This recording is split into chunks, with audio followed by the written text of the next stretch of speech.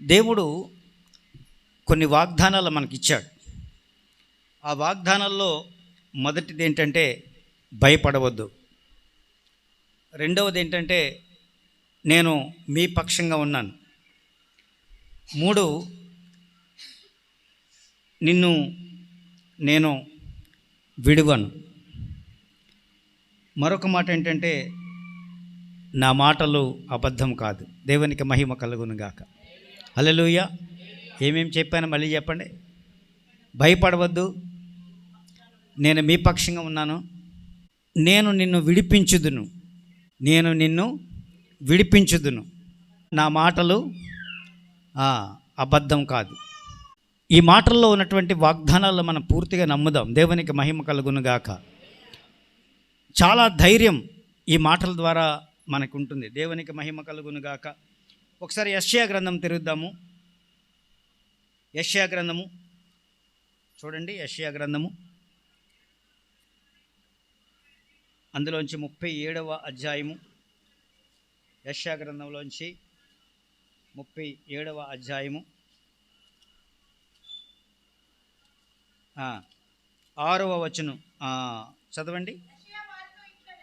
యెషయా వారితో ఇట్లనెను, నీ యజమానునికి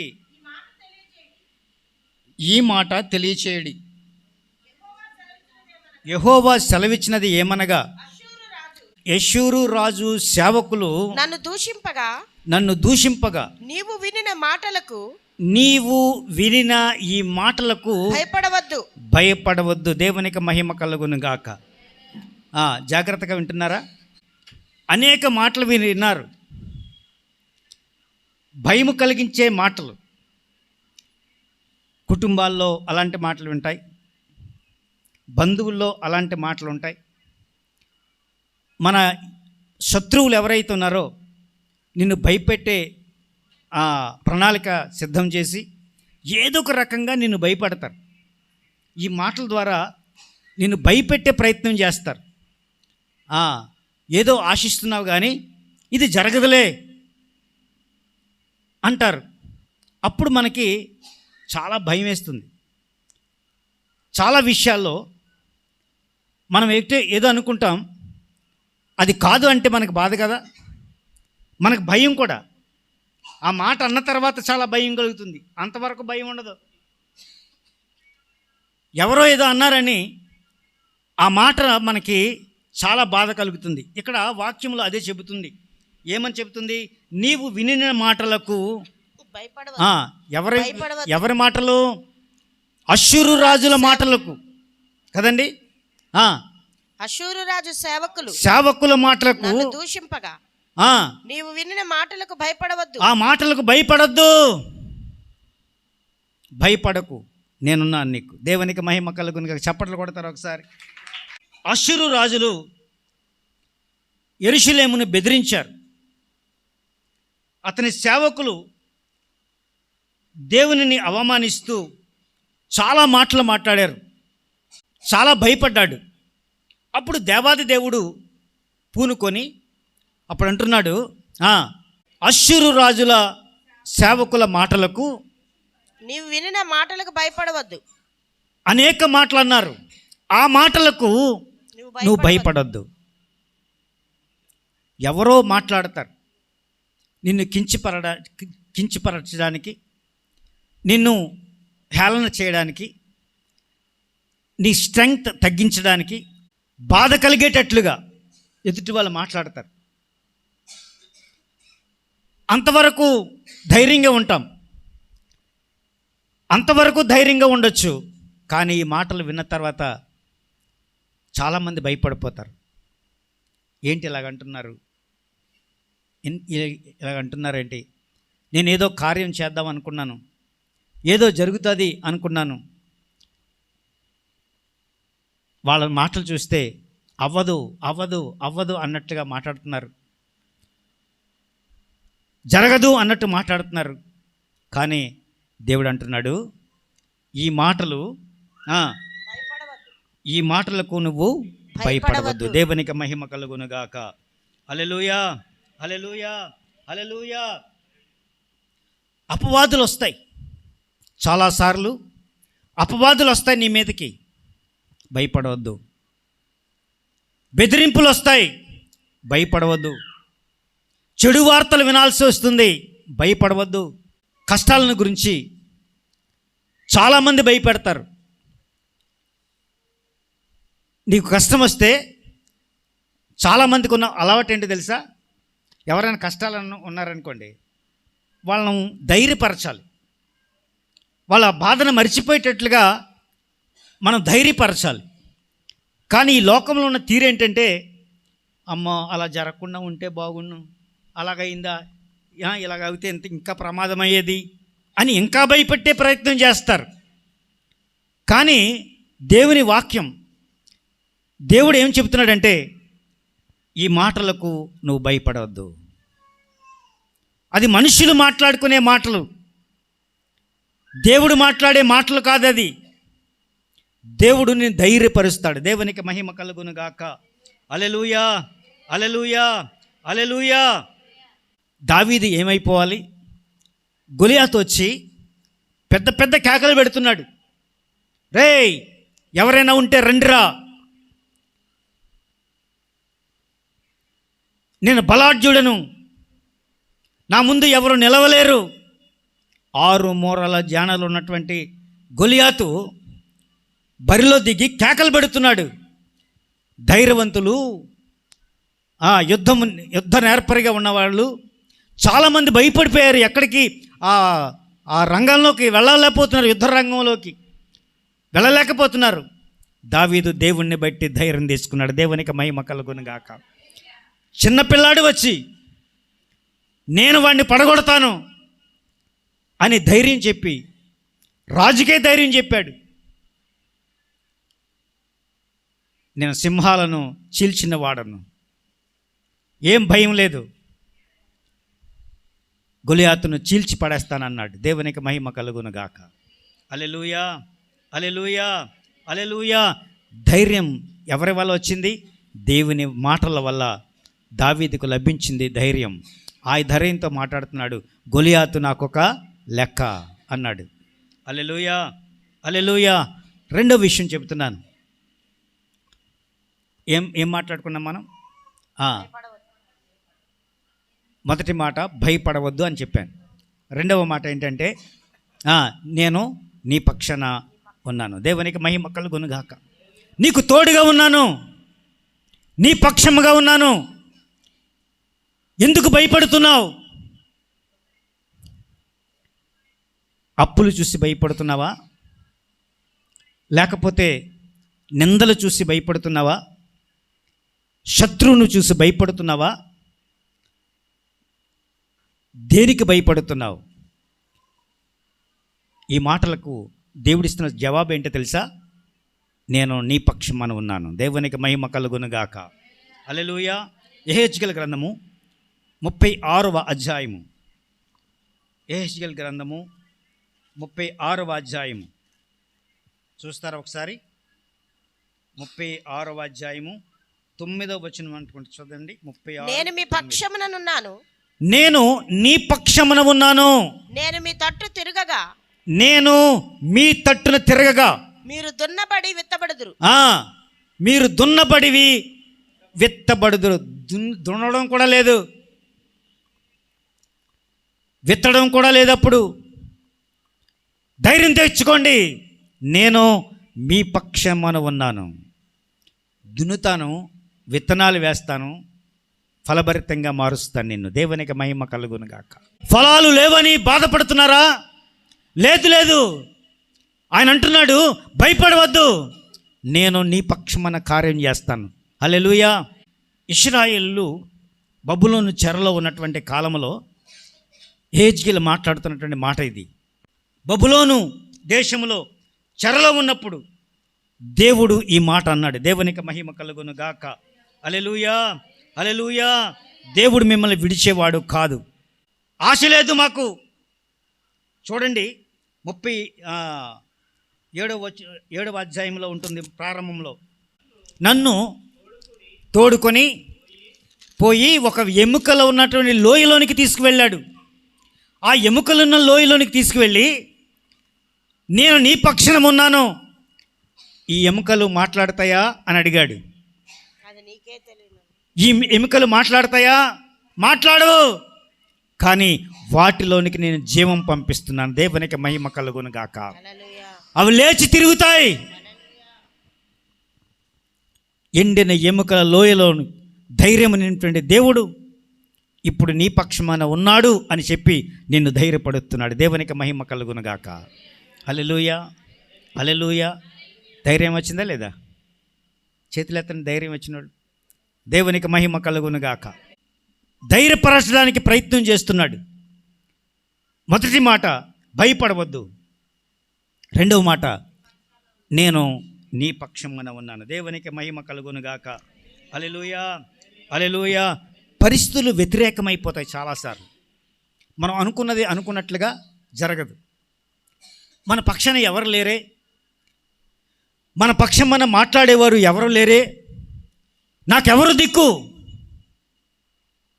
అనుకుంటున్నావా? నా పక్షం ఎవరు మాట్లాడేవారు లేరు అంటున్నారా? అనుకుంటున్నారా? దేవుడు అంటున్నాడు, నేను నీ పక్షమాన ఉన్నాను. చప్పట్లు కొట్టండి ఒకసారి. మనుషులు వ్యతిరేకమైన, శత్రువుని ఎదిరించిన ఏమంటున్నాడంటే నేను నీ పక్షమాన ఉన్నాను. అధైర్యపడద్దు, నేను నీ పక్షమాన కార్యం చేయడానికి పూనుకుంటున్నాను. యోసేపును జైల్లో పెట్టారు కదండి. యోసేపును జైల్లో పెట్టారు. అన్నదమ్ములు ఎసడించారు, గోతులు తోసేశారు, అమ్మేశారు. అమ్మేసిన తర్వాత ఎవరో అతన్ని బానిసగా కొనుక్కున్నారు. బానిసగా వెళ్ళినటువంటి ఆ యోసేపును దేవుడు ఏమన్నాడంటే, యోసేపా నీ పక్షమన నేనున్నాను. దేవునికి మహిమ కలుగును గాక. ఎక్కడ ఉన్నా పర్లేదు, లోయలో ఉన్నా పర్లేదు, నేను నీ పక్షమన ఉన్నాను, నీ పక్షమని నేనుంటున్నాను. అధికారి భార్య తనని మోహించింది, పాపానికి ప్రేరేపించింది. అతను వస్త్రాన్ని కూడా విడిచి పారిపోయాడు. అతని పవిత్రతను నిలుపుకున్నాడు. అటువంటి యోసేపు పక్షంగా దేవుడున్నాడు. దేవునికి మహిమ కలుగును గాక. నేను నీ పక్షిగా ఉన్నాను. యోసేపుకు దేవుడు ఆయన పక్షంగా ఉంటుండగా ఎలాగయ్యాడు? ఆ దేశంలో ప్రధానిగా ఉన్నాడు. అందరికీ ఆహారం ఇచ్చే స్థాయిలో ఉన్నాడు. అక్కడ బానిసగా అమ్ముడుపోయినటువంటి యోసేపు అతను ఎలా మారాడు తెలుసా? ఊరందరికీ ఆహారం పెట్టే స్థాయిలోకి వచ్చాడు. దేవునికి మహిమ కలుగును గాక. ఎందుకో తెలుసా? దేవుడు ఆయన పక్షంగా ఉన్నాడు. దేవునికి మహిమ కలుగును గాక. నిన్ను విడిపించుటకు నేను నీకు తోడయ్యున్నాను. చెప్పండి, నిన్ను విడిపించుటకు నీకు నేను తోడయ్యున్నాను. ఇరుకుల్లో ఉన్నారా? నేను విషయాలలోనికి నడిపించడానికి ఆ దేవాది దేవ స్వయంగా నీకు తోడుగా ఉండబోతున్నాడు. దేవునికి మహిమ కలుగును గాక. ఇబ్బందుల్లో ఉన్నారా? నీకు ఆయన తోడుగా ఉంటాడు. అలసట చెందారా? ఆయన నీకు తోడుగా ఉంటాడు. ఇర్మియా గ్రంథము 1వ అధ్యాయము 19వ వచనం. వారు నీతో యుద్ధము చేతురు గాని, నీతో యుద్ధము చేతురు గాని నిన్ను విడిపించుటకు నేను నీకు తోడయ్యున్నందున వారు నీపైన విజయము సాధించరు. హల్లెలూయా, హల్లెలూయా. నీకు తోడై ఉన్నాను, నీకు భయపడకు. ఏమంటున్నాడు? నేను నీ పక్షమాన ఉన్నాను, నీకు తోడై ఉన్నాను. నీకు తోడై ఉంటే విజయం నీ పక్షంగానే నిలుస్తుంది. చప్పట్లు కొట్టండి అన్నమాట ఒకసారి. విజయం నీ పక్షమే ఉంటుంది. శత్రువు చేతికి నిన్ను అప్పగించడు. విజయం నీ పక్షమనే ఉంటుంది. హల్లెలూయా, హల్లెలూయా, హల్లెలూయా, హల్లెలూయా. సేవకుడైనటువంటి ఇర్మియా భయపడ్డాడు ఈ మాటకి. భయపడి, దేవా ఈ సేవ చాలా కష్టంగా ఉంటుందేమో అనుకున్నాడు. ఎందుకంటే ఆ సమయంలో ప్రజలు ద్వేషిస్తున్నారు. ఇశ్రాయేలు ప్రజలు ఇర్మియాను ద్వేషించారు, ఇర్మియాను కొట్టారు, హింసకు గురి చేశారు, అన్ని బాధలు ఉన్నాయి. కానీ దేవుడు అంటున్నాడు, నిన్ను విడిపించుటకు, నీ కష్టము నుంచి నిన్ను విడిపించుటకు, నీ బాధల నుంచి నిన్ను విడిపించుటకు నేను నీకు తోడై ఉన్నాను. చప్పట్లు కొట్టండి మరొకసారి. హల్లెలూయా, హల్లెలూయా, హల్లెలూయా. నేను నీకు తోడై ఉన్నాను. ఇర్మియా భయపడకు, హింసించినా భయపడకు, నిన్ను కొట్టినా భయపడకు, నిన్ను బంధించినా భయపడకు, నీ మీద కుట్రలు పనినా భయపడకు. వారు నీతో యుద్ధము చేతురు కానీ వారు నీతో యుద్ధము చేతురు, యుద్ధం చేస్తారు, కానీ నిన్ను విడిపించుటకు నేను నీకు తోడై ఉందును. దేవునికి మహిమ కలుగును గాక. వారు నీపైన విజయము పొందరు, విజయము నీదే. అతనికి అన్నీ వ్యతిరేకంగా ఉన్నాయి, పరిస్థితులు అన్నీ వ్యతిరేకంగా ఉన్నాయి. కానీ దేవుడు ధైర్యం ఇచ్చాడు. ఒకటే ధైర్యం, ఇర్మియా నువ్వు భయపడకు. పరిస్థితులు నీకు అనుకూలంగా లేకపోయినా, మనుషులు నీకు అనుకూలంగా లేకపోయినా, ఈ సమాజం అనుకూలంగా లేకపోయినా నేను నీకు తోడై ఉంటాను. దేవునికి మహిమ కలుగును గాక. నిన్ను విడిపించుటకు నేను నీకు తోడై ఉంటాను. హల్లెలూయా, హల్లెలూయా. ఎంత గొప్ప మాట అండి. బంధించబడినటువంటి పౌలును, కొట్టబడినటువంటి పౌలును దేవుడు గొప్ప సేవకుడిగా చేశాడు. దేవునికి మహిమ కలుగును గాక. అనేక నిందలు, అవమానాలు భరించి, దూషించబడి, మనుషుల చేత కొట్టబడి, సముద్రములో మునిగిపోయి, ఎన్నో కష్టాలు, అన్ని కష్టాల్లో ఉన్నటువంటి ఆ పౌలుకు అతనికి తోడై ఉండబట్టి అతన్ని విడిపించబడ్డాడు. శత్రువుల చేతిలోంచి విడిపించబడ్డాడు. గొప్ప సేవకుడిగా దేవుడు తనని దీవించాడు. దేవునికి మహిమ కలుగునుగాక. ఒకటి, భయపడకు. రెండవది, నీ పక్షమున నేనున్నాను. మూడవది, నిన్ను విడిపించుటకు నేను నీకు తోడై ఉంటాను. దేవునికి మహిమ కలుగునుగాక. నాలుగో విషయం చెప్తున్నాను. ఏం చెప్పుకున్నాం? నా మాటలు అబద్ధము కావు. హల్లెలూయా. 36వ అధ్యాయం 4వ వచనం, నా మాటలు ఏమాత్రమును అబద్ధము కావు.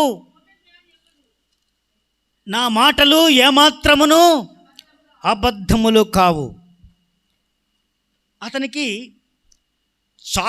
చాలామంది ఫ్రెండ్స్ ఉన్నారు. ఫ్రెండ్స్ ఒక దశలో ఇతన్ని విడిచిపోయారు. భార్య తనను విడిచిపోయింది. నువ్వు చస్తే బాగుండు అన్నది. అలాంటి అనేకమైనటువంటి కుటుంబాల్లో విభేదాలు చూశాడు యోబు.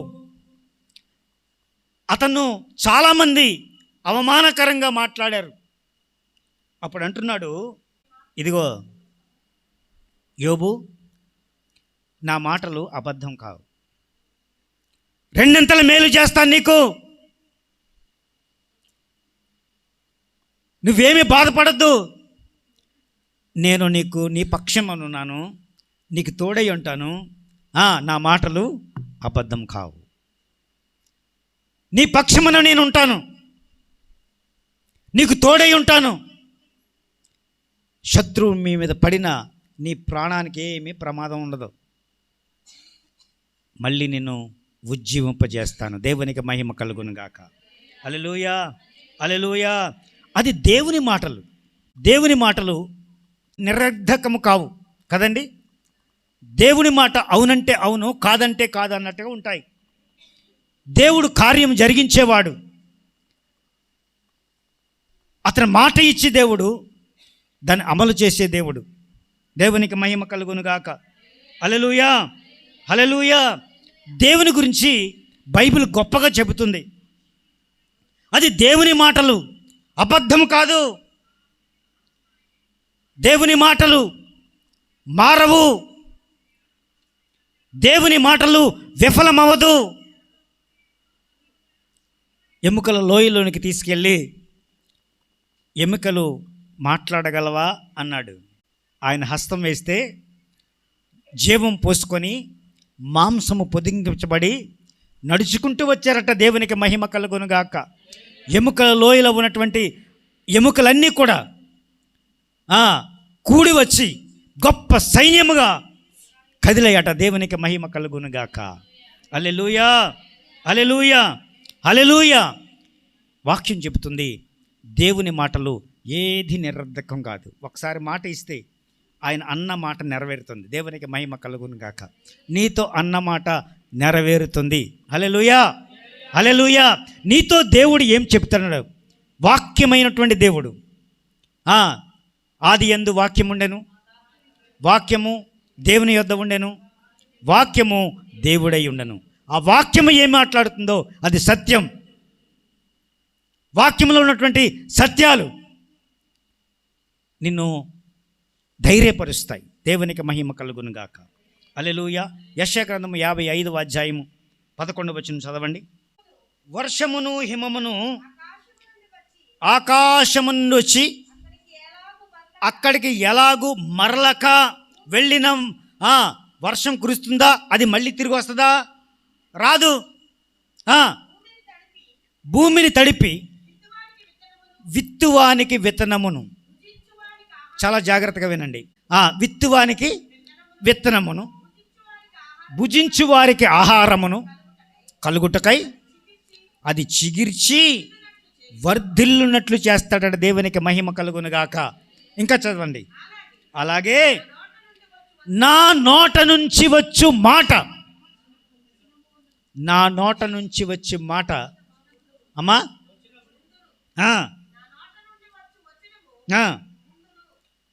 వ్యర్థము కాదు. దేవునికి మహిమ కలుగునుగాక. ఆయన మాట వ్యర్థము కాదు. అబ్రహాంతో దేవుడు ఏమన్నాడంటే, నువ్వు గొప్ప జనముగా అవుతావు. అప్పటికి పిల్లలు కూడా లేరు అబ్రహాంకి. నిన్ను గొప్ప జనముగా చేస్తాను అన్నాడు. నెరవేరిందే లేదే? గొప్ప సైన్యముగా మారారు. దేవునికి మహిమ కలుగునుగాక. హల్లెలూయా, హల్లెలూయా, హల్లెలూయా. ఇశ్రాయేలుని దేవుడు ఏమని చెప్పించాడంటే, మీరు చెరలోనికి వెళతారు, నా మాట వినట్లేదు కదా, నా మాట చెవిని పెట్టట్లేదు కదా, కనుక మీరు చెరలోనికి వెళతారు అన్నాడు. నెరవేరిందా లేదా? చెరలోనికి వెళ్ళి చాలా కాలం అక్కడ బానిసలుగా బ్రతికారు ఇశ్రాయేలు ప్రజలు. ఆయన చెప్పిన మాట నెరవేరుతుంది, నిరర్ధకము కాదు. ఆయన మాట అబద్ధము కాదు. యోబు చెబుతున్నాడు, ఏం చెప్తున్నాడు? ఆయన మాట అబద్ధము కావు, ఆ మాటలు అబద్ధము కాదు, నా మాటలు ఏ మాత్రమును అబద్ధములు కావు. దేవునికి మహిమ కలుగునుగాక. హల్లెలూయా, హల్లెలూయా. భయపడవద్దు, నీకు తోడై ఉంటాను, నేను నీ పక్షంగా ఉన్నాను, నిన్ను విడిపించుటకు నేను నీకు తోడై ఉంటాను. నా మాటలు వ్యర్థము కాదు, నా మాటల్లో అబద్ధం ఉండదు.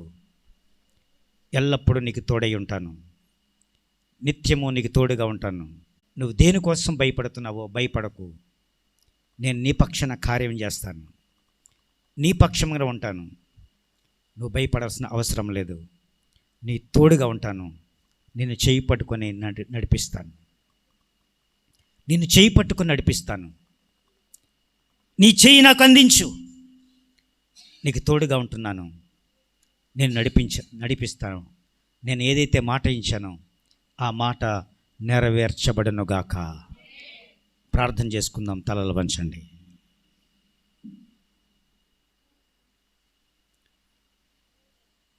అన్ని విషయాలలో నేను విడిపిస్తాడు. అన్ని విషయాలలో నీ పక్షంగా ఆయన ఉంటాడు. కనుక భయపడవద్దు, భయపడవద్దు, భయపడవద్దు. నేను నీ పక్షమున ఉన్నాను. నిన్ను విడిపించుటకు నీకు నేను తోడుగా ఉంటాను.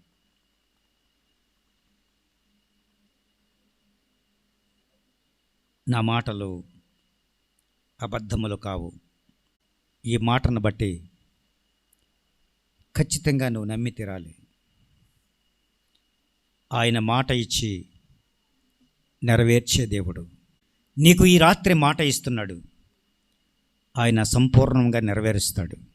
ఆయన నీ పక్షంగా ఉన్నాడు.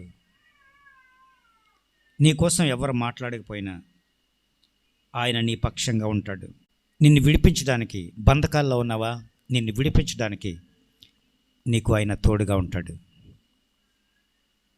ఒకసారి మనస్పూర్వకంగా ఒక్క నిమిషం ప్రార్థన చేసి ఇక్కడి నుంచి వెళ్దాం. మనస్పూర్వకంగా ఒకసారి ఆయన పాదాలు పట్టుకో. దేవా, భయపడొద్దని ధైర్యం చెప్పావు. నా పక్షంగా ఉంటానని నాకు అభయం ఇచ్చావు. నిన్ను విడిపించడానికి, బంధకాల్లో ఉన్నటువంటి నిన్ను విడిపించడానికి నీకు తోడై ఉంటానన్నావు. చాలు ప్రభువా, చాలు. నా జీవితం